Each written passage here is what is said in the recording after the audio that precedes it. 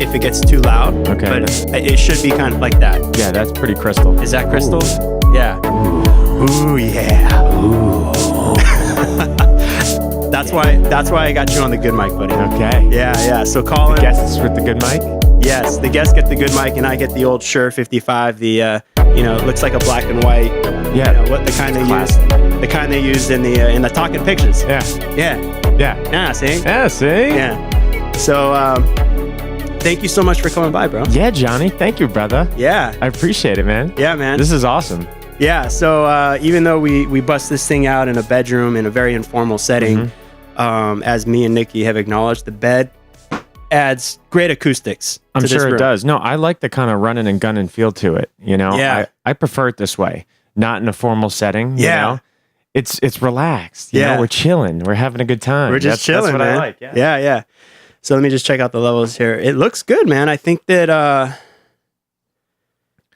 we're at a levels good. Look good. We're at a good RMS, Good looking levels. as they say in the industry. Good RMS. Good RMS. These are things I don't know, but yeah, man. I respect that you do. But I wanna learn more about your art because this is my art. This audio geeky engineering stuff. I love doing this shit. For sure. The conversation's fun, but man, I love like the after and Yeah. oh, let me see if I can clean this up.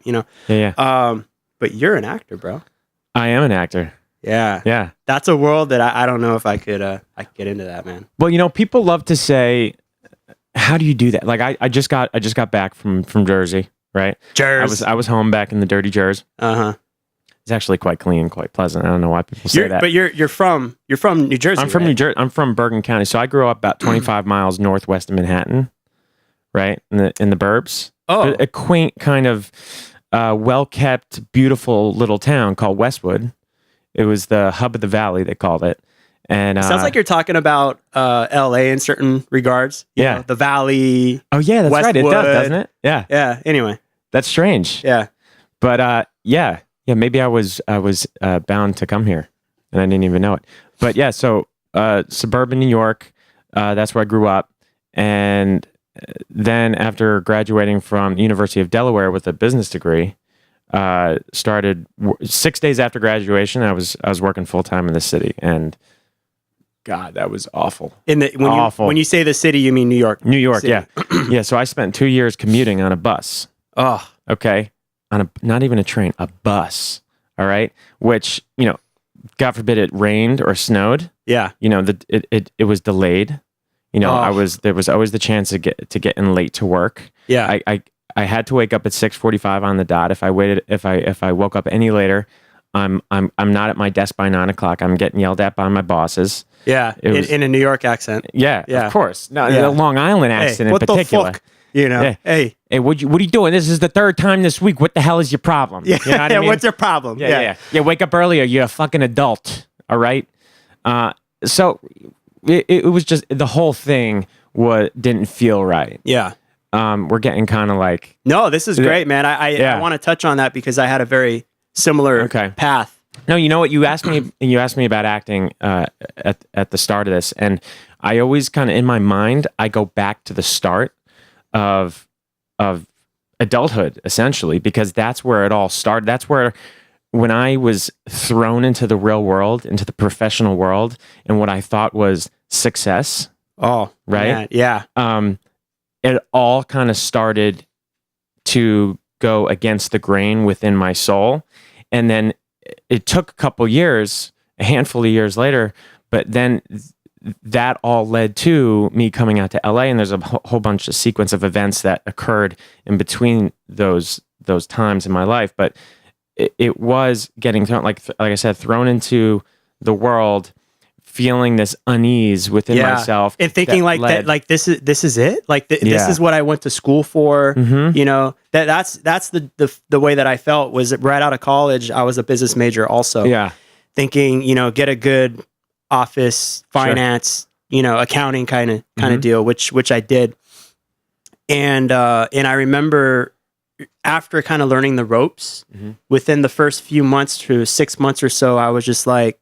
That sinking feeling. Yeah. Like Like, shit, I don't know if I like this. Right. And then by the end of the year, I had a full-on panic attack where this is it. Like, I don't know what else I can do. Meanwhile, like, I'm into this shit. You know what I mean? Meanwhile, I played cello for 8 years. Meanwhile, I wrote. It's funny, that whole time had all these, like, you know, musical and audio ambitions, but I never made that connection. Like, I had to be a professional. Yeah. You know, use your degree, you know, get the 9 to 5, get the retirement, you know, the health insurance, all that shit.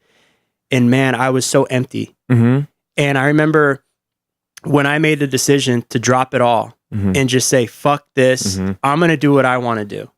I don't give a shit how much I invested in the past and 6 years of college, which it took me 6, not 4 for a BS. Wow. And I was just like, it was one of the happiest days of my life when I actually made that connection. And I said, that's it. I'm dropping everything. I'm going to LA. I'm going to go to UCLA, do recording for the recording school there. And then the rest is, you know, now I do all this kind of stuff. It's unbelievable how many similarities. I knew, it's so funny when I met you, like I knew we had this kind of similar background, but I didn't know the details.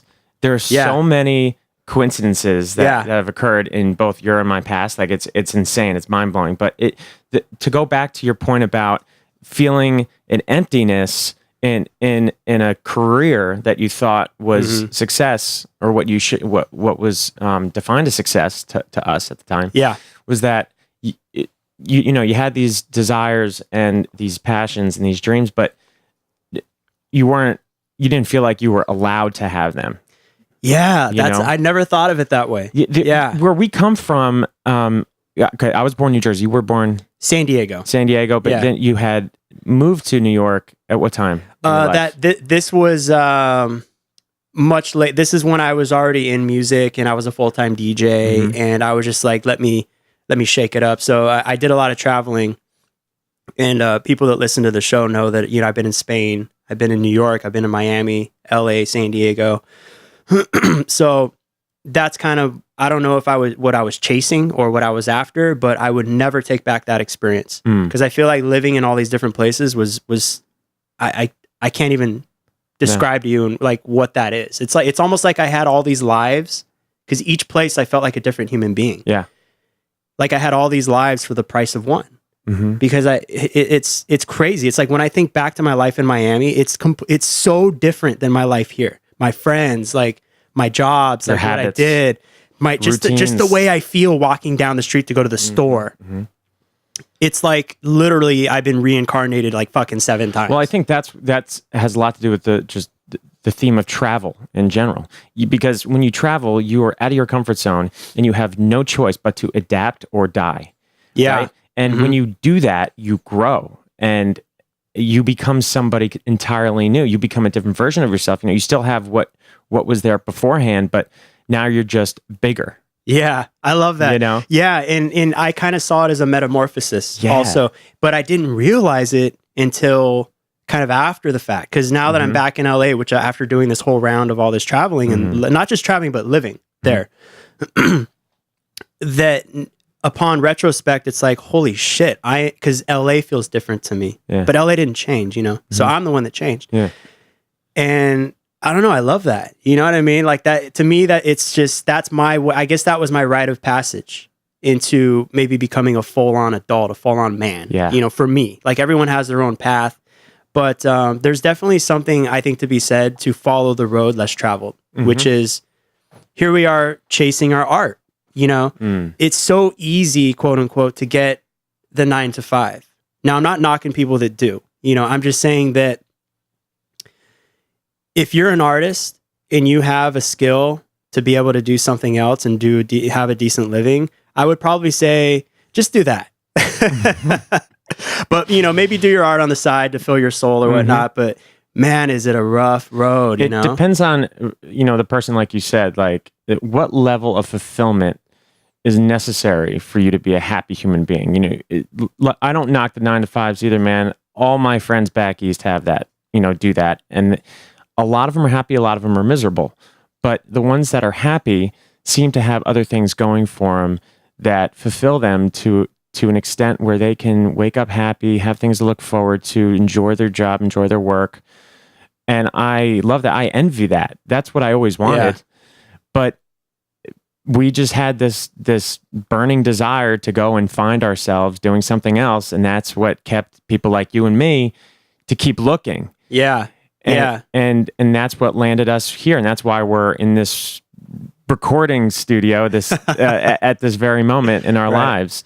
It's just so strange to think about time, and then I always find myself when I'm showering is when I'm doing all my meditating, right, dude? A lot of my meditating. I have my best thoughts in the shower. I don't know what it is. It's the best. It's like, and then I'm always like, why don't I have a waterproof pad attached to the wall? A waterproof pad. And like every time, it's the strangest thing. But most showers that I experience, I have ideas of invention, and I'm always thinking about this damn pad that I could attach to the wall because I have the best ideas. Bro, that is a great. Is there anything that's like you could write, but it's sort of like waterproof? I don't know. I mean, it has to exist. It's got to. We put a man on the moon. I'm sure we could. I'm sure we could.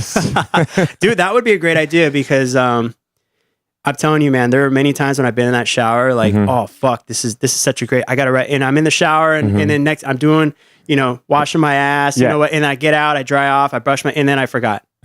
Like, what the fuck was that idea? I know. I forgot. There's something about the shower environment that just gets you. It's the fluoride in the water, bro. Oh, that's that what it is? Yeah. You know me. So it's the government. It's the government. One of the common things that I like to touch on because I'm super health nut, love. Oh yeah, man, that's what I love about you. Yeah, man. It's such a. It's funny how I even like got into it and discovered it, but just a kind of real quick story about why I give a shit about health is because basically the people around me, family, friends, were starting to just die. You know what I'm saying? Like from just stupid shit. Oh, you're driving home and your heart stops and you're fucking 50 years old. Like what? No. You know what I'm saying? Now all of us I looked at it like we're all next. Unless you take control of your health. You take that power back, because I feel like if you listen to FDA, if you listen to your doctor and you don't know a fucking thing about it, like you kind of have to become your own expert, which sucks because I'm not an expert mechanic, but I take it into a mechanic to get my car to get fixed, right? Right. There are certain things where I just kind of draw the line and say, okay, there are experts for that.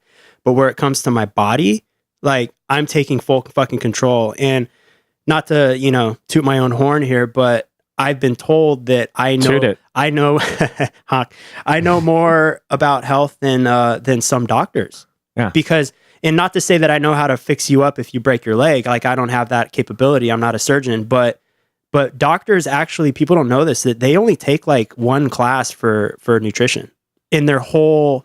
Makes so much sense. Their whole 8 year or however long they're in school. Listen, you go ahead and you toot that damn horn, because we need people like you. Like, think about it. When I'm talking to you about health, because we're like-minded in that sense. Like, I feel that same way. I'm gonna talk to you and get a free consultation while we're You're damn right, serving beautiful girls at the bar together. Yeah, right. We're gonna the bar. Yeah, I like that. You know what I mean? Like, I'm gonna talk to you about this ailment or whatever, and you're going to help me find a solution, because I want to do it the most natural, holistic way I possibly can. Absolutely. Because we all become holistic when you come to LA. I don't know if anyone knows that, but that's just a natural progression. I think that before I came to LA, besides people dying in my life, like I do believe that there's something about through osmosis, just being in this area. It really is like, I think, the health capital. Which is ironic because our air quality is shit, but at least we could take control of everything else. We're not walking down the street like Asians. You know how the Asians have like these things? Yeah, the doctor masks. The shields over the face, whatever you call them. Yeah, and I never knew what that was, but it's kind of like, dude, we should do that here, because some days, like the other day, I was looking outside, like how I have a view of the Hollywood Hills, and the hill was just hazy, and it's not like fog, dude. The sun was out. There was like a brown tint to it, right? You could see it, which is this is why we have such beautiful sunsets in LA. Yeah, because we have that brown tint, so it gives it that real orangey. It's such a sick metaphor for LA, isn't it? I know, it is. It's like it looks so beautiful on the outside, but then inside it's really just made of shit. It's just made of shit. Exactly. Yeah. So, like, I mean, how long have you been out here? November will be 4 years. So what's the month right now? May? God, you had me think. So yeah, 3.5 years. 3.5 years, and it's flown. Wow. And prior, you were in Jersey. Prior, I was in Jersey. I never officially lived in New York, but I did that damn awful commute. It's the same thing, bro. Yeah, if you were in it, you know what it was. There was a combination of things that that led to why I ultimately moved. The first thing was noticing, well, obviously not having any fulfillment in the work I was doing, right? But then becoming more aware of my surroundings after that realization, and just going on that bus every day, I would look around and I saw these guys, right? So set in their ways. They're sitting in the same seat, right? They're reading the same newspaper, and their guts are just, hanging in between their legs. And I'm just thinking to myself, that's my path. Yeah. At one point, I will value the work and the money and the status of my career over everything else, and then my body's going to fade. And I don't want to get stuck on that path. I don't want to live that lie. I'm going to do something. I'm going to take control. I'm going to do something about this. So I just started at one point down the road, this website called escapethecity.org. Oh, I've never heard of that. Came to my attention, and I just started doing more research. It was amazing. It was this I believe these British former corporate professionals who quit their jobs because they weren't finding any happiness, and they were on the search for fulfilling work. And so they created this online community that was basically an aggregator that took all of these job opportunities from around the world that pretty much had to do with work that was charitable or just interesting and weird, to make people be like, what the hell is that? I want to check that out. Like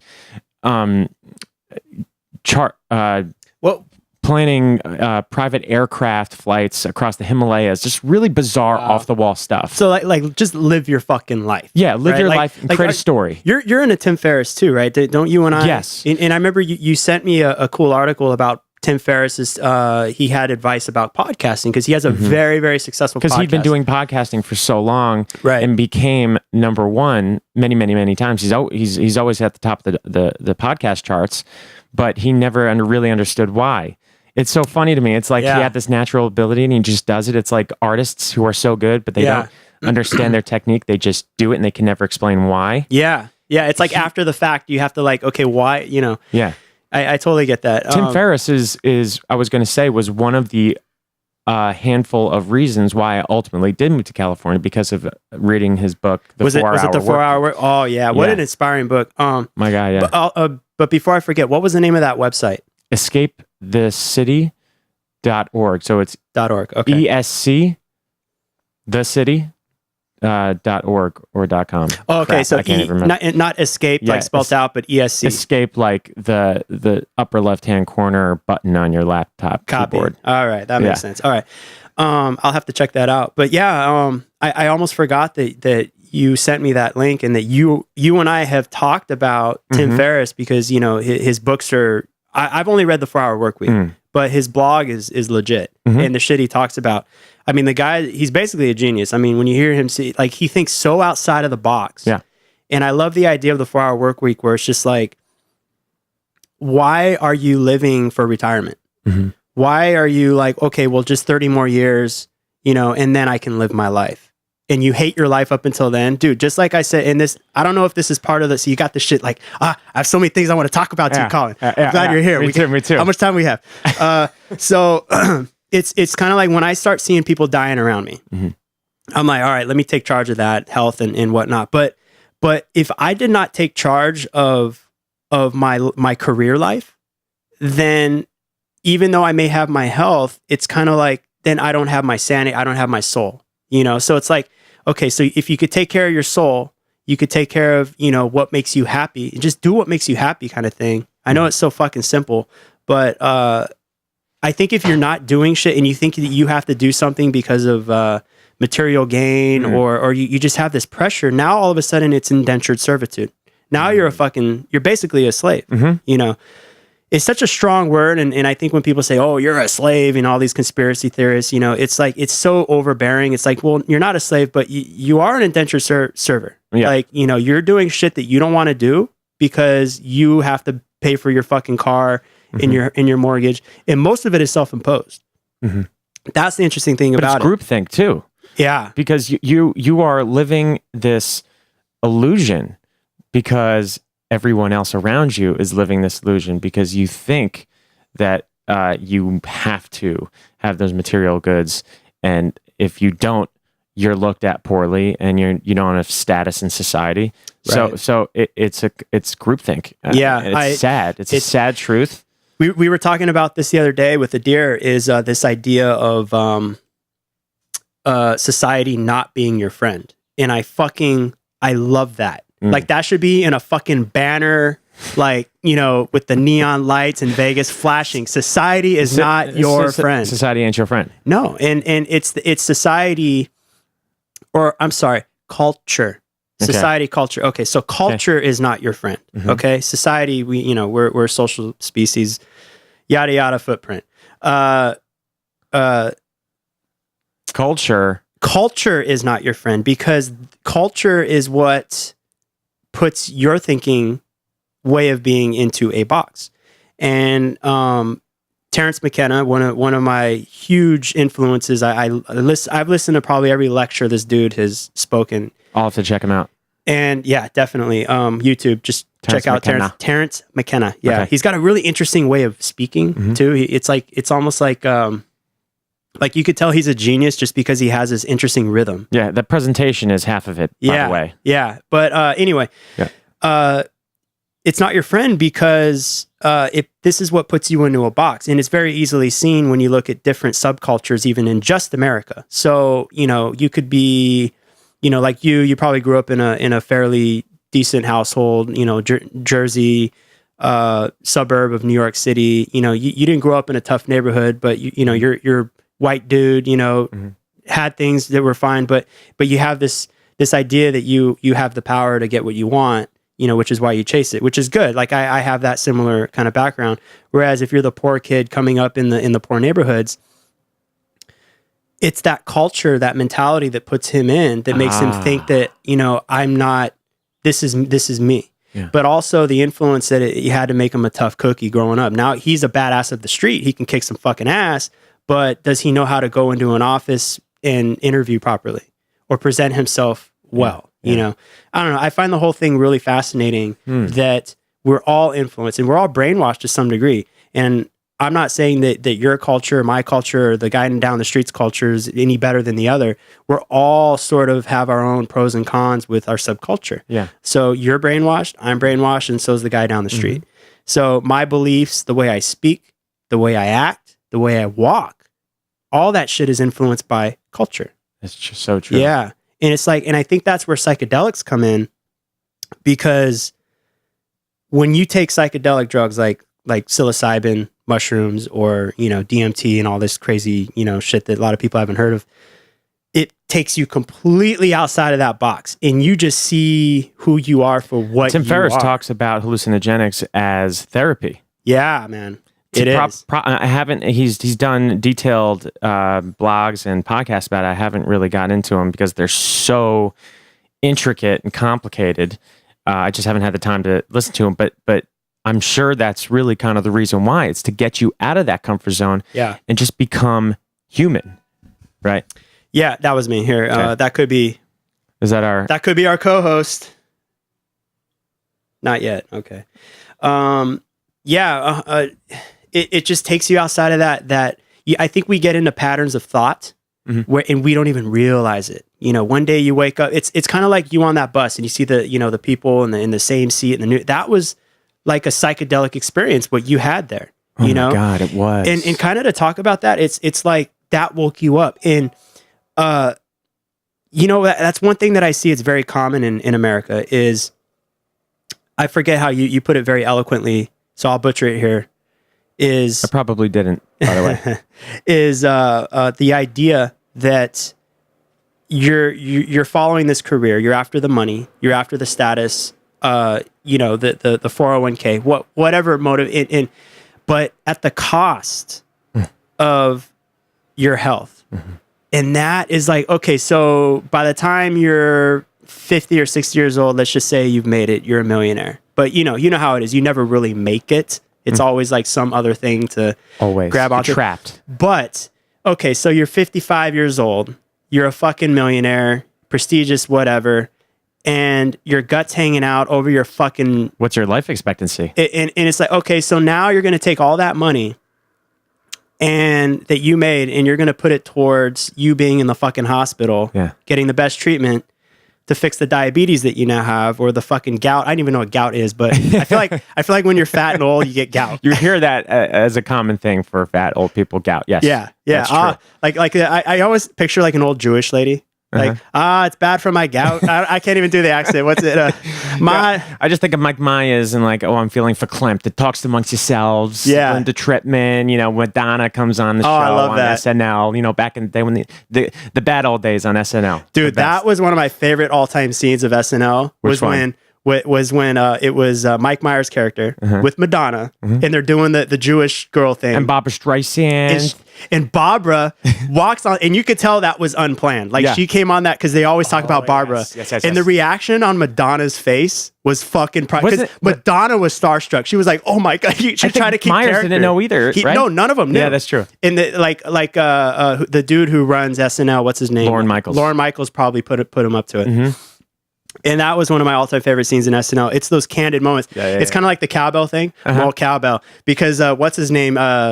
Jimmy Fallon. Is it Jimmy Fallon? Yeah, it's Jimmy Fallon, right? Yeah. He was who cracks the F up. Like he was you can say whatever you want on this. You can say fuck. It's cool. Yeah. All right. Yeah. Just making sure. You should have heard of Deer yesterday. That kid's man, there's gonna be a lot of Christian a lot of Christian hatred. A lot of boycotting from the Christian folk. Oh man, he had this whole bit yesterday. Do you have a Christian demographic? I'm sure I do. Okay. I haven't really done the Google analytics. To them. But hey, I'm sure Mr. Google will let me know what your religious affiliations are. If you listen to this podcast, I know what church you go to. I know what you eat because Google tells me. Are you the NSA?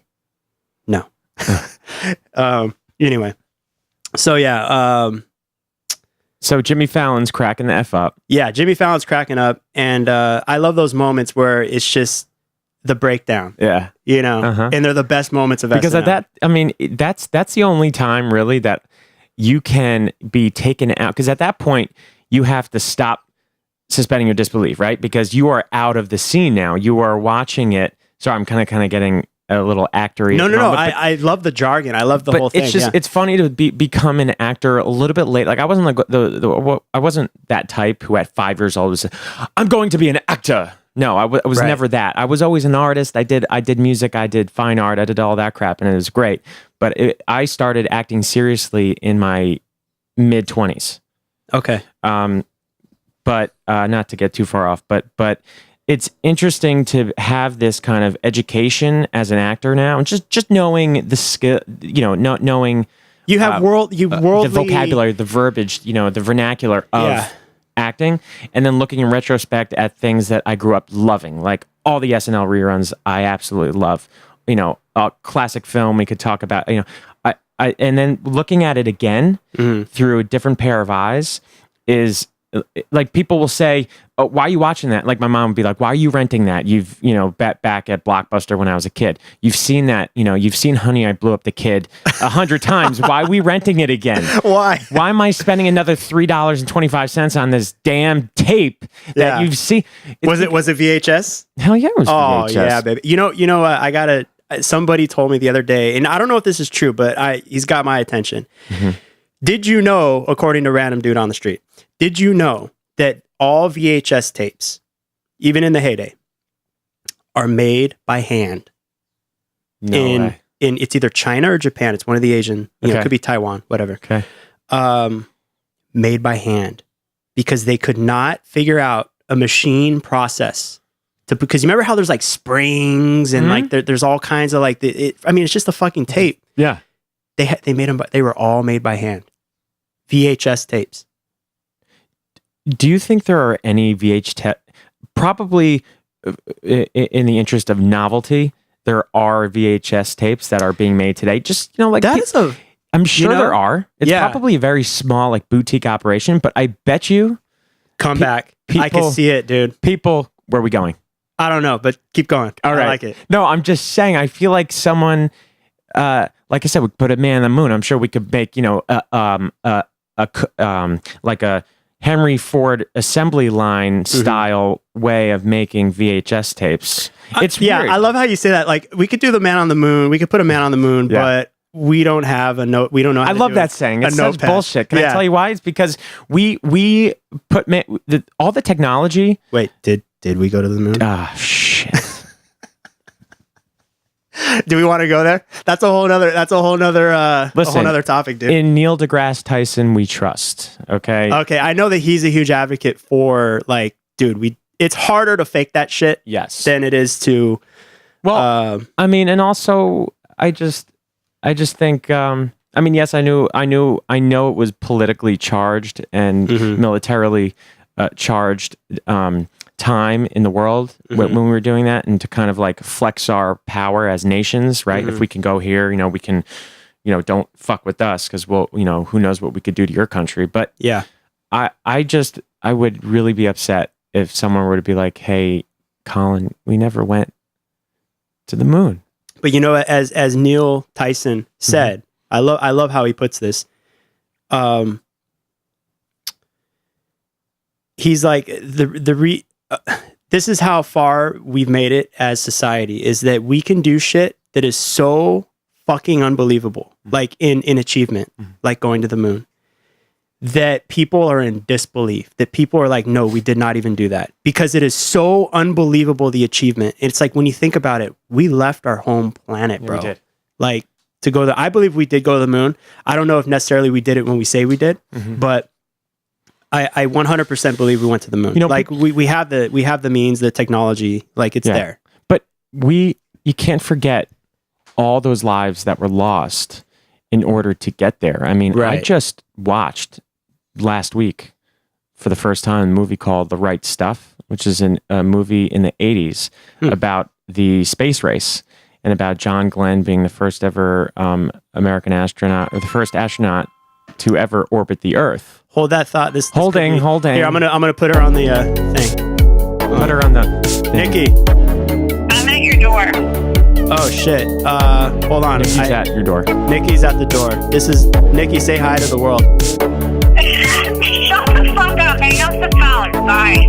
Bye, Nikki. The one and only Nikki. Oh, babe. Nice to meet you. Wait, did we meet? Have we met? Yes.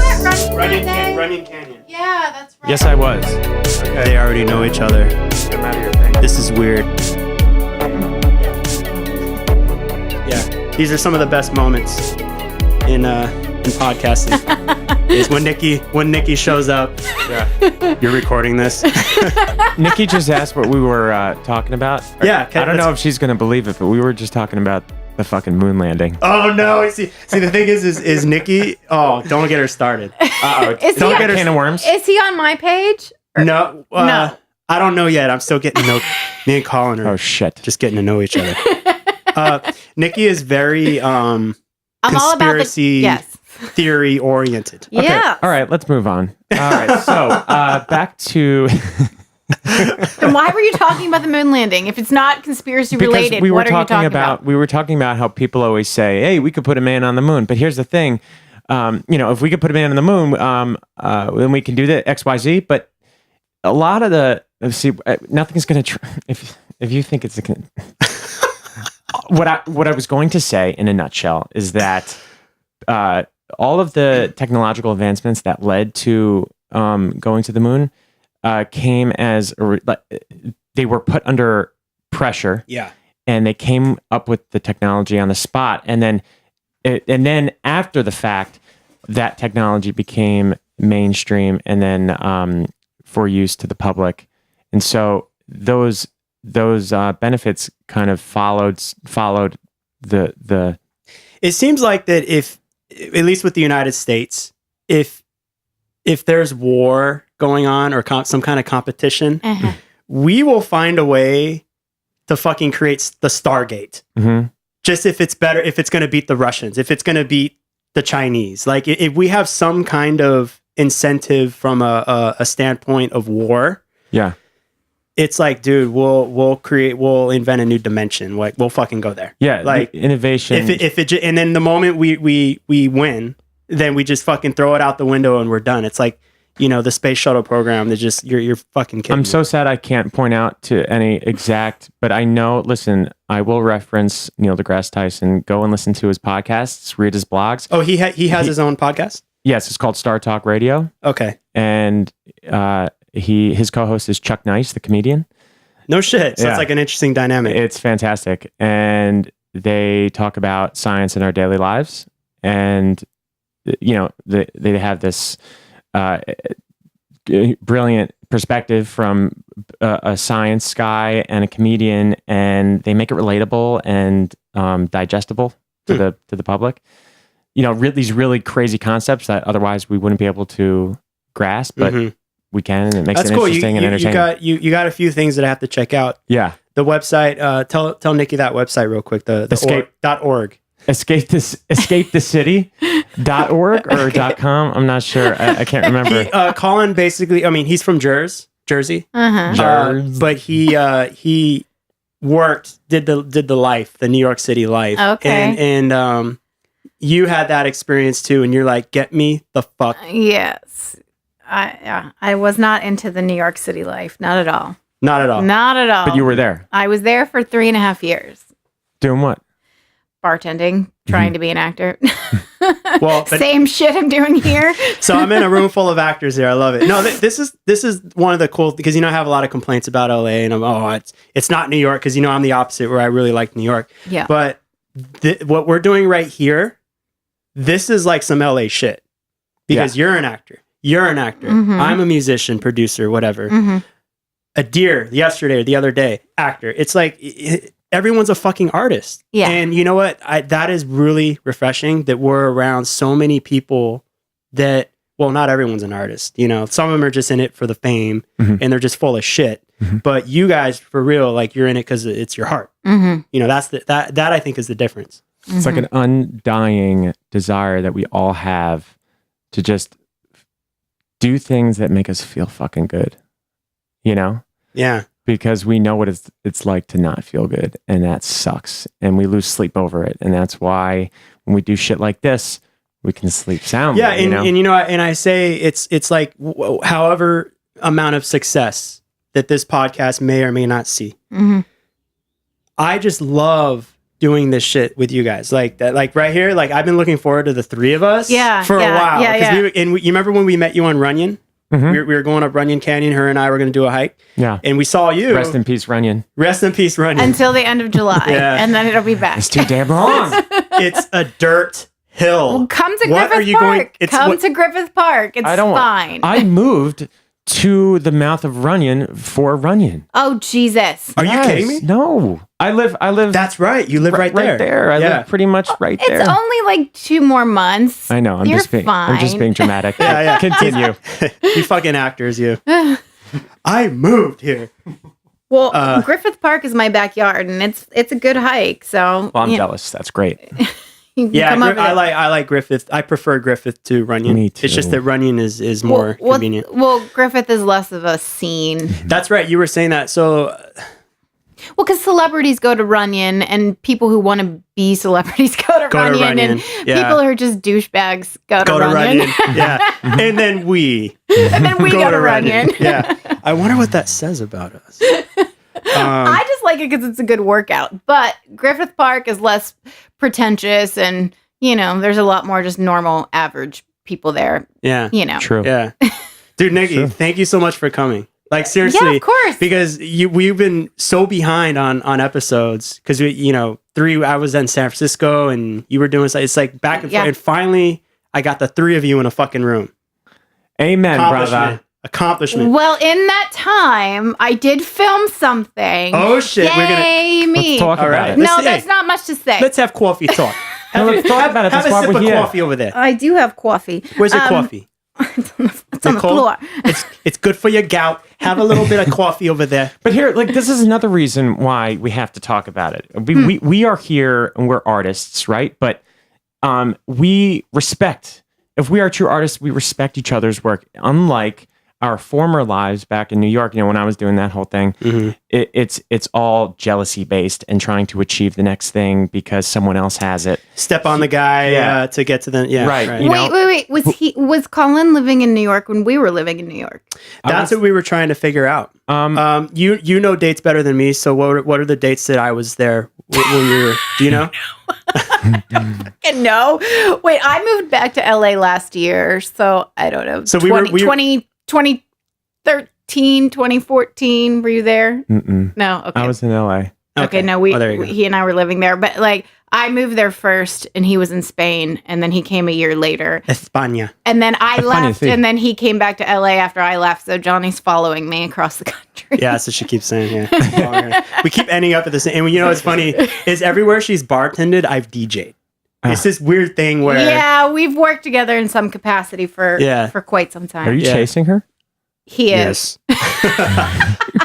Okay. Wait, back to my thing. The girl's got a voice of an angel. Back to my... We gotta use that shit. Which, by the way, You're a singer. I'm gonna check out that reel or the footage that you sent me. Because I'm gonna help you do the... voiceover. I'm gonna help you do a voiceover because... We've been getting so much good feedback with her. Mm-hmm. Like me, like Johnny, whatever, you're a piece of shit. But Nikki is like the star of the show. You know what I mean? So she just has a fucking great like voiceover because you're so fucking animated and all that shit and just a good voice, right? So she's like, well, why don't I try doing voiceover? Like, dude, yeah. So well, there's a voiceover class I wanted to take tomorrow night, but I can't get my piece of shit shift covered at the restaurant, so I can't go. Don't say names. Okay? I'm not going to. The restaurant. It's just the restaurant. So you're gonna help her put together a VO reel. Yes.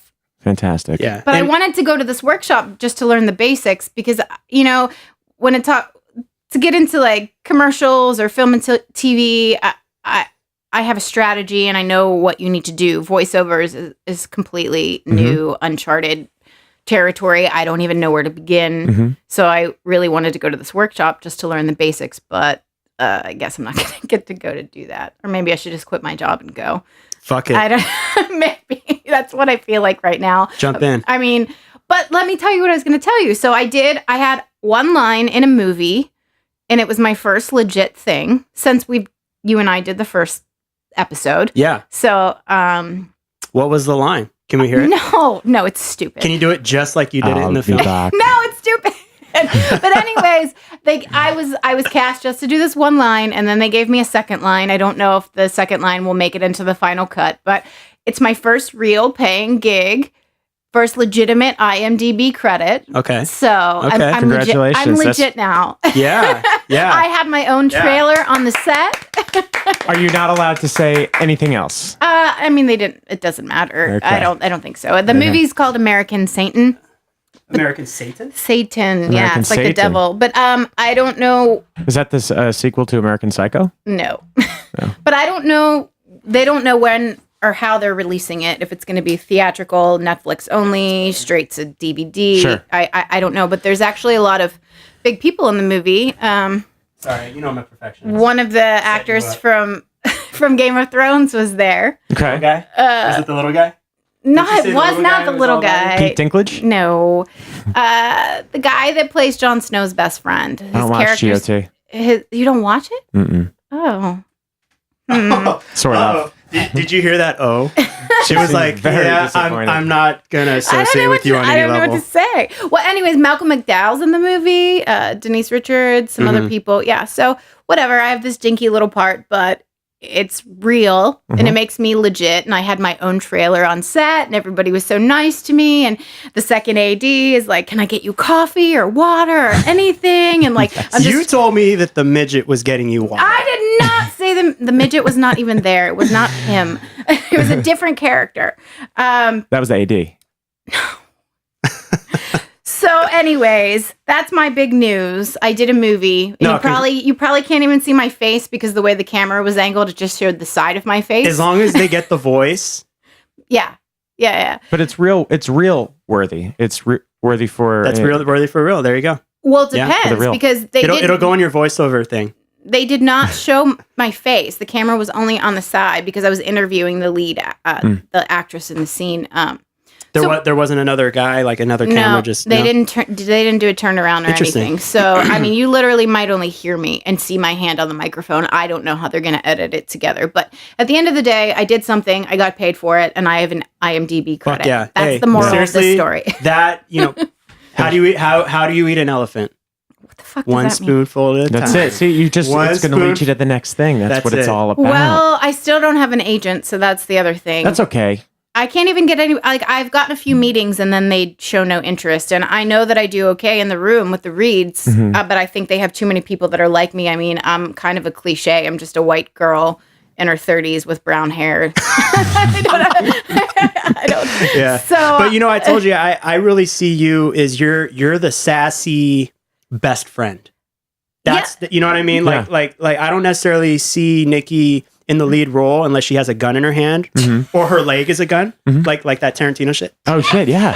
Or she's either that or she's like the really sad, like the best friend is like crying and she's like, girl, let me tell you something about, you know what I mean? Like that to me is Nikki. You know what? This is so interesting, Johnny. This is kind of like going back to culture. Now we're talking about the culture of movies. Culture. We're talking about the culture of movies because now we have this idea of what her type may or may not be. A type. Right? A type. Her genre, like her persona and what, where it could work. Yeah. But who knows? Who knows what she could do and be successful with. yeah, but let's put her into a box. But that's what the agents... put her in that box. That's what the agents say, do. because the agents are, they're at huge fault for that too. But I mean, it's the Hollywood culture, and then it goes down to what people consume, what people like. That's why indie films are great, because they kind of break out of the norm. Well, I did interview with an agency, and he's a piece of shit. And he says to me when I go into the room, first of all, his assistant had looked at my stuff online after I submitted and liked my demo reel footage and liked my headshots. So she called me in to meet with the actual agent, and I get into the room and he says, I don't know what to do with you. And I'm like, what? And he said, well, you're not a leading lady. Yeah. But you're also not a character type. You're kind of a character, but not really. So I have no idea what to do with you. And I'm just like, I think you could do, is it character acting?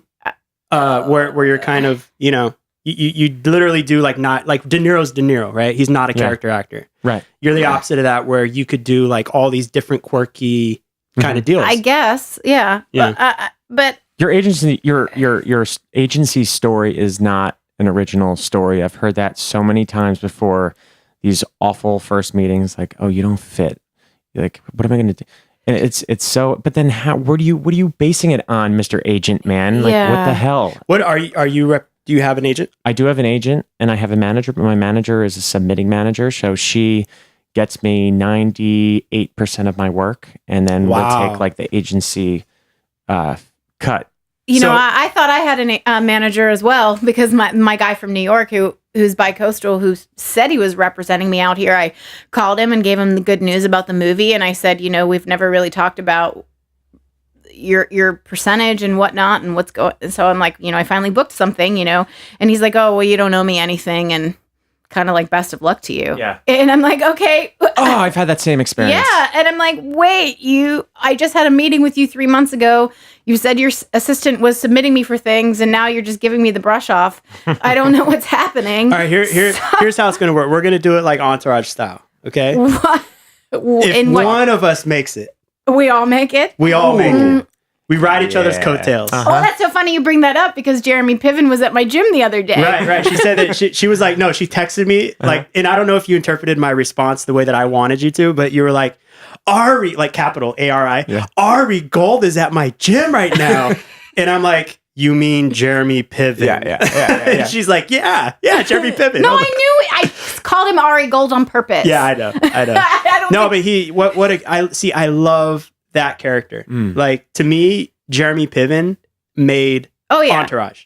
Totally. He was the best. I wouldn't even care about that. I wouldn't even have watched it with her, because her and I had this thing when we were living in New York where, all right, let's blast through some shows right now on Netflix or HBO, whatever it was. Jeremy Piven, dude. Not a lead, but a scene stealer. I love that shit. Not the lead. Like the lead was fucking, what's his name? Vince? Who's that actor? The guy that played Vince? Oh, what the fuck is his name? You know. Because he's very unforgettable. Adrian Grenier. Yeah. And you know. And I couldn't agree with you more. And I waited on him I catered 2 events where he was present, and he was such a douche. Hashtag LA stories. Such a douche. It's funny how we've all like I waited on so and so. We've all bartended. You know, I have my story with Matthew McConaughey, and him and his guys at the Sunset Towers. It was someone's birthday. One of it, I don't know, brother, best friend, whoever. And man, were they getting? I almost got him kicked out because of the whiskey I was giving them, and they were getting so rowdy that the maitre d' was like, you guys are gonna either have to take it down a notch, or I'm gonna have to. Why were they threatening to? Because they were getting so. No, not me. I was gonna get them kicked out because I kept giving them too much alcohol. They were getting too rowdy.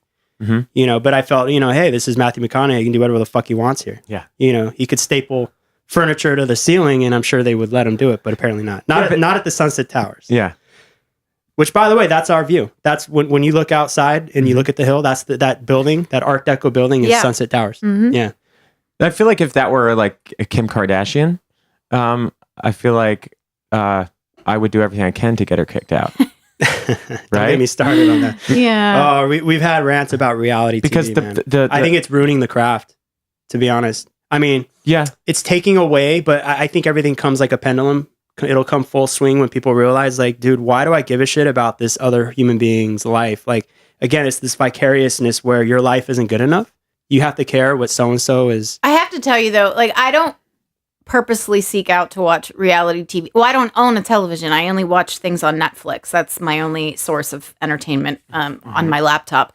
But when I'm at the gym and I plug in my headphones when I'm on the elliptical, and the Kardashians are literally on a 24/7 loop on the E! Network, and I end up watching it because it is entertaining. It's entertaining. I've never seen a single episode, by the way. Like, never. I actually don't waste your time. And like, overall, I don't care about them, and I'm not interested in their lives, and I don't follow them, and it means nothing to me. But when I'm at the gym and I'm on the elliptical, it's very easy to pass 30 minutes by watching them. And it's strange because you find yourself like being entertained by this stupid ass show. But what is entertaining about it? Because I feel like my anger would overcome any entertaining quality for it. Some of it's just amusing, and I don't know. Maybe it's just some sort of. I think it's like a bad accident that you just got to. I think so, but I think also it's a level of escapism. You just escape for 30 minutes, and you're not. I don't know. I just find myself like the 30 minutes, like while I'm doing the cardio, will just fly by if I'm watching that show. But I don't actively seek to watch it out on my downtime. It just happens to be on at the gym 24/7. Well, we know that 90% of that shit is scripted anyway. So even though it's reality TV, it's almost, I guess it could be analogous to a sitcom. But when you say scripted, some people have some people may not know, but when you say it's scripted, it's not actually a word for word scripted drama, let's say, but but the scenarios are pre-planned. Exactly, and they just kind of act kind of like a Curb Your Enthusiasm. So like when the ex-girlfriend walks in and they know that's going to be, like, they say, look, they have a goal for the scene beforehand. They're like, look, ex-girlfriend's going to walk in and then you're going to react this way. Is that kind of how? Yeah. And I think there was a rudimentary. Scene. I can't really give away too much. I'm sure you know about the Kardashians because people haven't seen them yet. Yeah, exactly. I can't give away too much. That Collin is involved with reality TV to some extent, but we can't really talk about it. So I didn't know you were on the show. I didn't know I was involved with reality TV either until this very moment. Good answer. We'll leave it at that. Am I? Maybe. Are you too then? Does that make you involved as well? Well, wait, do our listeners know where you guys work? Has that been discussed? I'm just being as vague as I can because of the shit we signed the other day. That's why I'm just like, you signed something? Well, we all had to. Oh yeah. We all had to sign something. Yeah. Wait. So we can't talk about, I mean, I'm sure we can talk about it, but I don't want to talk about it. Does everybody know where you guys work though? Or no? No, that hasn't been discussed. Okay. Got it. So, got it. I was going to say something. Okay, this is kind of off topic, but Collin had mentioned something earlier where it's like the artists and how you kind of had a real life, like how do I say, out of college, and he did a real job in New York, and he's like, fuck this, I'm gonna be an art, I'm gonna I do had my a real job too. No, I know, I'm giving you his story. And I had a real job too. Yes, we know. No, we don't. But the quote unquote real job, yeah. But the thing is yeah, dude, she was like the thing with the ultrasound. Oh yeah, okay. Yeah, she did that. When I went up to, remember when we did the bed and we went up to the Hollywood Hills? Yes. And remember how strange those people were to pick up that bed? What'd you do? What was a flamboyant gay guy that Besides that, but he had that real artsy, like he was just levitating the moment before we came to see him. And, I'm not trying to knock the guy or whatever, but I'm like, you could tell that he's the kind of guy that has probably never had a real job. And it's kind of like where sometimes when you're an artist, you can be so fucking out there. Yeah. But yet all of us here are very grounded. We've seen the other side. There's a groundedness to us. We're not like, yeah, man. The way that he was just so, like, you felt uncomfortable almost. Because we've gone through the darkness in order to see the light. Ooh, I love that. This guy's lived up in the hills, in his little bubble, in the ether. Yeah, his whole life, and hasn't seen how the other half lives. Yeah, and I think that's advantageous for us to have that perspective. Yeah, because he's almost detached from reality. It's like I couldn't have this conversation with him. Right. Yeah. He may be living the ideal lifestyle, right? He may be living a healthier lifestyle than most, but it's important just to have a knowledge of. He probably doesn't know what it's like to go down the hill and go to Leo's Tacos truck on the corner of La Brea and Venice Boulevard, hanging around all the vatos at 2 a.m. He probably has no idea of that reality. Mm-hmm. He's just in his little Hollywood Hills bubble, Mm-hmm. Reminded me of like a James Bond, like 1960s with the kind of the faux modernist, like the Jetsons. Okay. It had that vibe. Anyway. Yeah. So how you doing, Nick? I'm good. Yeah. I'm good. What you doing? Have some coffee. I am. Okay. I'm just listening. So whenever we have if we ever do have like a dull moment, have no fear. I'll come in with my cape and mask and snip. Strap it on, Johnny. Let's make it happen. Strap it on. Yeah. Talk to us. Don't say that to a deer. By the way, I'll have to. A deer was your last guest. A deer was the last guest, and I'll before you leave, I'll play you a little clip because this kid is like he's a fucking nut. He also works with you guys, right? Yeah, he does. Mm-hmm. Yeah. I guess we should say that we work at a location. I guess we should say that we work at a bar in the gay part of town. Right. But we are two straight men, and the last guy is gay. Flamboyantly so when he wants to be. Collin, you're straight. I didn't know. Sound like you sound like every guest. Hey, listen, are you serious, Nikki? Serious? I thought. Well, you said that he worked with you, so I just assumed. Nikki, there was a point in my life where if people were to ask me that, I get offended, right? Yeah. My Jersey machismo, persona would come out and be like, fuck you. How could you ask me such a question? Of course I'm fucking straight. Fuck chicks on the reg, man. No. Now after working in that part of town for 2 years, it's kind of, opened my eyes a bit. I've become a lot more open-minded. And people ask me all the time. It's not because you were super feminine or anything. Is it because I'm so fucking dashing good looking? That's exactly what it is. And you guys work where you work. And so I just assumed. Well, I would say 50%? 50% of the staff? Yeah, it's about 50-50. And it's just coincidence that, it is that way. But no. It's the part of town. I have sex with women. Yeah, me too. Only. Yeah, there you go. I'm sure, yeah. Dude, I was bartending last night and this guy who comes in all the time, he has the VIP card, he's there, he gets the discounts. Mm-hmm. I've known him as one of our awesome, happens to be gay customers. Mm-hmm. Last night, his tongue was down this girl's throat, and wow. And they're talking, and he's grabbing her tits, and she's loving it, and she's all on him, and he's like a short, flamboyant gay guy, and it was so surprising. And it was towards the end of the night. It was last call. I turned the lights up, and they were still there making out, and they were looking at, and they're like asking me, they're like, exactly what you asked me earlier: are you gay or are you straight? And I'm like, I'm straight, and I was like, aren't you gay? Why are you? And he's like, he goes, 70-30. What? 70-30. And then his gay friend next to him was like, no, you're 100% dudes, dude. What are you talking about? And he's like, I'll have sex with this girl tonight. I'll dabble. Yeah, I'll dabble. I mean, she looked like Angelina Jolie. I mean, she did look fucking phenomenal. Yeah. Okay. Yeah.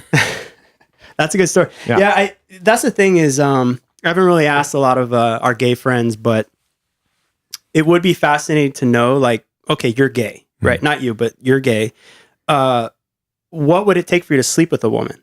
Is it like does it gross you out? Most you know what I mean? Or most is it gay like men are grossed out by it? They're disgusted by it. Just the thought. As I would have such a hard time to try to have sex with another man, is the same degree of challenge that a gay man would have in sleeping with a woman? I found it's so sad that we don't have a gay man here to have some input, but I think that from what I've been told, that if gay guys find another gay guy who's never slept with a woman in his life, then he's like a unicorn. Because in this society, growing up gay sometimes can have its downfalls. There's a societal norm that people were trying to break through, and it's sad. It's a sad truth. But culture is not your friend. Culture ain't your friend. But they evidently have gotten it up, even if it were temporarily, for a girl at one point in their lives. And I don't know how they did it, but they did it. And I know a ton of gay guys that have slept with women. Yeah. But then it's just like, think about us on the other side. Like, no, I'm sorry. I can't get it up for a minute. Like, it just, I don't know what it would take. Yeah. Maybe if Nikki were in the room, I'd be able to do it. Yeah. I mean, weird. Weird. Oh yeah. Yeah. You gotta love it. We get real intimate here as our bed table. Let's do it. I like that. Is that why you started taking off your pants? Whoa. I'll put it back on. I've worked there too long. So, what else, guys? What's going on? How about Nick? Catch me up, Nick, because it's been a while since we've hung out. It's been a week. It's been a while. I don't know. I had another bullshit job. I got hired at another job. I have more jobs than any person. She does. Every week I'm like, Nikki, what's up? Oh, so I just started this new. It's like, dude, really? Every fucking week. I don't know how she lives. It's crazy. All right, go ahead. It's that never-ending desire to do something cool.